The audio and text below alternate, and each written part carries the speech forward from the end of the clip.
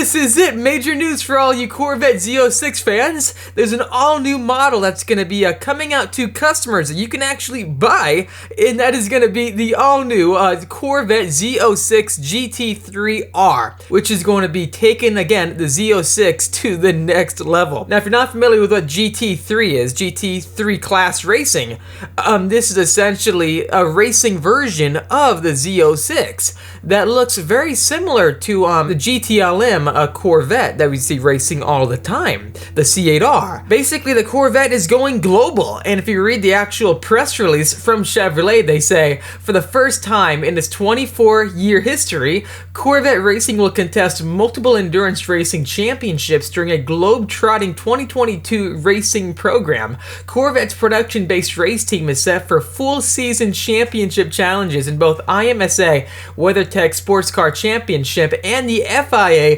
World Endurance Championship. Corvette Racing will field one Corvette C8R in each series with a two-car effort plan for the 24-hour of Le Mans. This is so awesome because the more the Corvette races out there across the whole world, the better the car is going to be for all of us enthusiasts who buy the car and they adapt racing technologies from the racetrack and what they learn into the next versions for the street, like the ZR1 and even the Zora. Having as much racing heritage and racing pedigree as possible really brings the best car possible. If you're not familiar with this, the GTLM class for the IMSA is kind of changing shape. So Chevrolet is having to reshape their plans for racing the C8R, and that is why I think bringing out the GT3R for the GT3 class is just such an amazing idea. Alrighty, here we go. This is what it says right here. The Corvette Z06 Gt3.R will be the closest link yet between the production Z06 and racing for Chevrolet's flagship performance vehicle. Thanks to a strong foundation provided by the mid-engine Corvette Z06 supercar, the Z06 Gt3.R will share the same aluminum chassis, a production engine modified for use in the race car, and similar aerodynamic features. Well, that's interesting because the rear wing is way bigger. I wonder what they mean by that. Obviously, this race car has a ton more downforce. At the heart of the Z06 Gt3.R is a 5.5-liter dual overhead cam LT6 V8 engine with the same flat-plane crankshaft architecture that powers the Corvette C8R. A real-world rolling laboratory, the C8R laid the groundwork for the powertrain and aero strategies that will make the Z06 Gt3.R a worthy competitor in the world of privateer racing.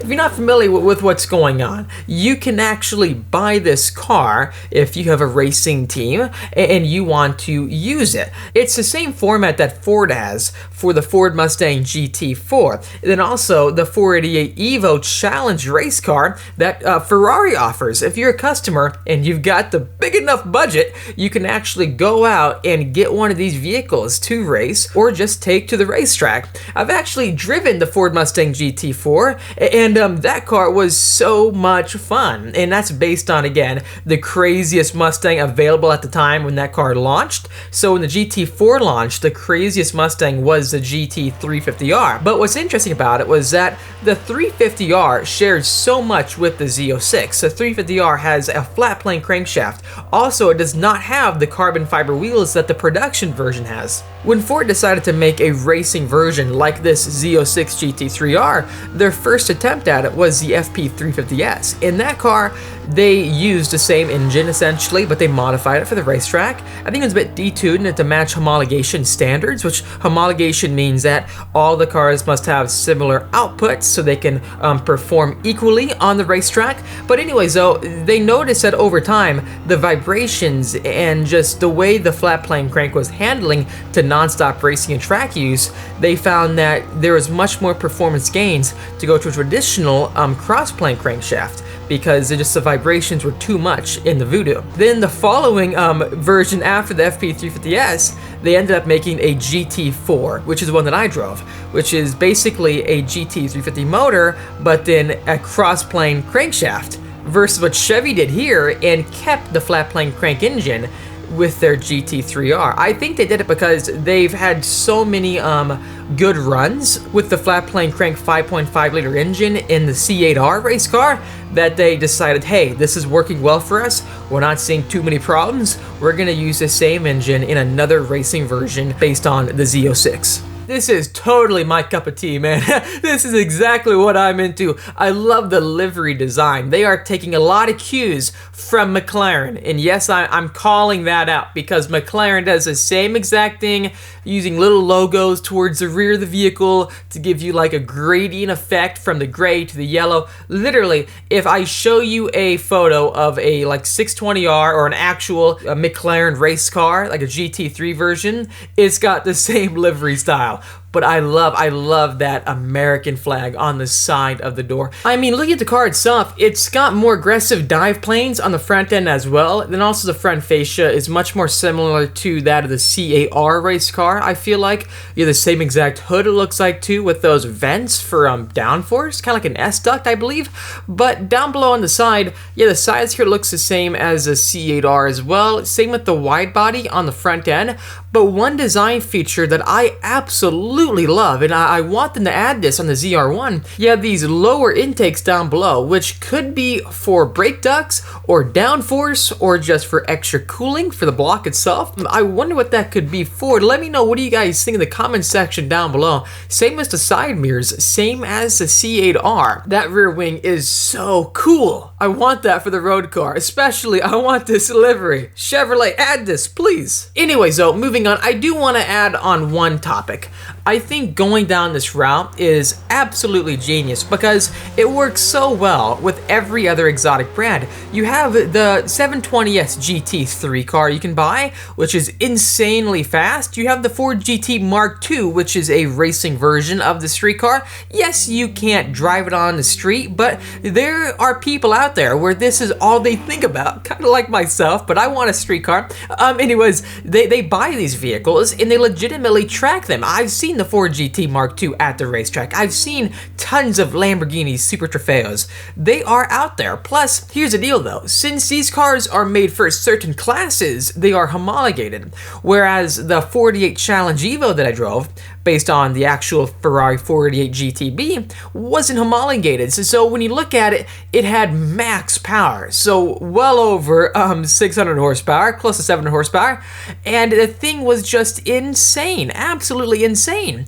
And it has all these special amenities as well that you wouldn't have in a race car, because the Ferrari Challenge series is for people who want to race, but in their own special class, whereas they race only other competitors who have the same exact car, which that could be a really good idea if Chevrolet wants to look into it, because that's exactly what the Lamborghini Super Trofeo series is as well. You're racing against other Super Trofeos. I think these models are awesome. I cannot wait to see one in person. Let me know, what do you think in the comment section down below. Challenge Evo, what Ferrari did was that it felt like a great package. Yes, it had all the rattles, it had the extreme sound inside, and you can't roll down the windows necessarily. You have a little, like a slot you can slide open, but it was just a great fun car. It really was fun. Not just that, the steering wheel, well, I shouldn't really say steering wheel, the racing handles were exactly the same as the Ferrari FXXK, but getting in that car on track and having an actual racing dedicated transmission, the way these things can slam in the gears and accelerate are just unreal. And the biggest way I can describe getting one of these race cars versus a street car is that, well, right away, these race cars, this car is going to be way faster than the Z06 production car, but it won't be as fast probably in a straight line if it is homologated. The production cars don't need to be homologated with horsepower, so they can put down 1,000 horsepower, whereas a racing GT3 car is restricted. The race car will just blow it away in corners because, as you know, racing is all about being lightweight and having downforce. And the way you can transition corner to corner, brake extremely late, corner extremely hard, get on power super early. It is all about your weight and the grip that you have. Anyways, please let me know again in the comment section down below, would you take this over a Corvette Z06? Let me know. Also, make sure to subscribe to the channel to get all the new updates when it comes to the new Z06. We'll be getting one and racing it. Stay tuned for us racing our C8R, which is gonna be a ton of fun. But anyways though, make sure to smash that like button to help me out and subscribe again. I'll see all of you in the next episode.